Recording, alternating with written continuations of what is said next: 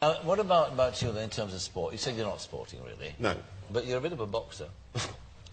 I knew you'd bring that up. But I'm bound to. I mean, I don't want to go into reasons why you and Piers Morgan... We don't get on. I mean, I don't get on with Piers Morgan. Editor of the Daily Mirror, yeah, the editor of the Daily Mirror. And so, yeah, I punched him. Yeah. Now, you're 43 years of age. I know. Somebody said to me the other day, because it's the first time I've ever hit anybody, ever.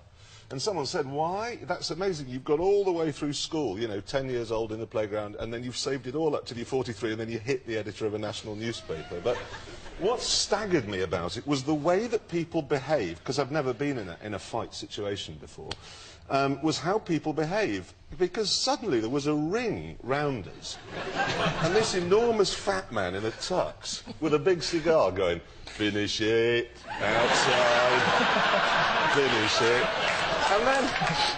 And then I know that the motoring correspondent from The Sun, little bloke, he's can't be more than 4'2", a bald bloke, just arrived in the middle and shouted, "I'm warning you, I'm from Newcastle."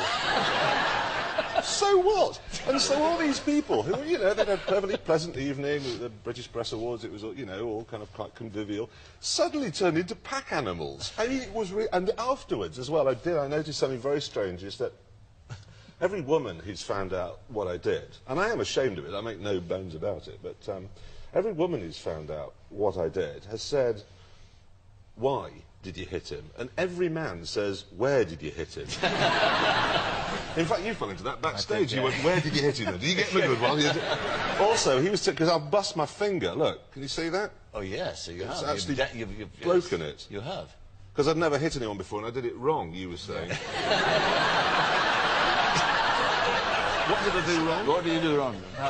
Well, I'm speaking theoretically. Yeah. If you're without gloves, then which you should have been. Yeah, you shouldn't hit with the full force because your hand can't take it. So you should actually just lay off a bit. You probably. So inexperienced people will bust. I think, presumably, it just bashed into my... Yeah, I would have thought so. Bust. So what about... I mean, are you becoming more irascible, short-tempered, generally grotty as you get older? I mean, you're middle-aged now. Oh, well, there are some aspects to life that are tiresome. Computers, for instance. Oh. I mean, mine has developed a new disease now, which is where it just turns itself off. You're writing away, and it's just gone. It's just a black screen. So you go through the process of turning it back on, and it goes, you haven't shut me down properly. Now I'm going to have to do a systems check. I didn't shut you down! You did it! It's really... computers drive me mad. And air travel? Air travel drives me mad, yeah. I had a... Have you ever, has anyone ever found Gate 1 at Heathrow?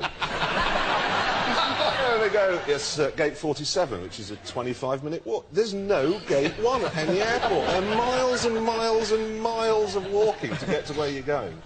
And then that's the other one as well, is you present them with a ticket and they don't just give you a boarding pass. There's always this War and Peace writing on computers before you can go anywhere. I had one New Zealand guy who explained, now that I've met him at a place called Palmerston North in New Zealand, and I went to check in, and he went, forgive the accent, it's rubbish, but it's best I can do. And he said, listen, Mike, I'm really sorry, I was with a film crew. He said, the plane that's coming to pick you up, it's light, and it's too small to get all of you on it. So what we're going to do is we're going to land it anyway, load your kit in, fly it down to Christchurch. We're going to load you guys onto another plane, which will then specially fly you up to Auckland, put you up first class, fly you down in the morning, you'll be reunited with your kit and there'll be no problems. God, that's amazing. And then he went, but listen, the plane's still late, so I only live around the corner. Why don't you come back to my place for a cup of tea? You think, that doesn't happen at Heathrow. No, I'm sorry, the plane's late, but listen, I only live in Southall. Why don't you pop back?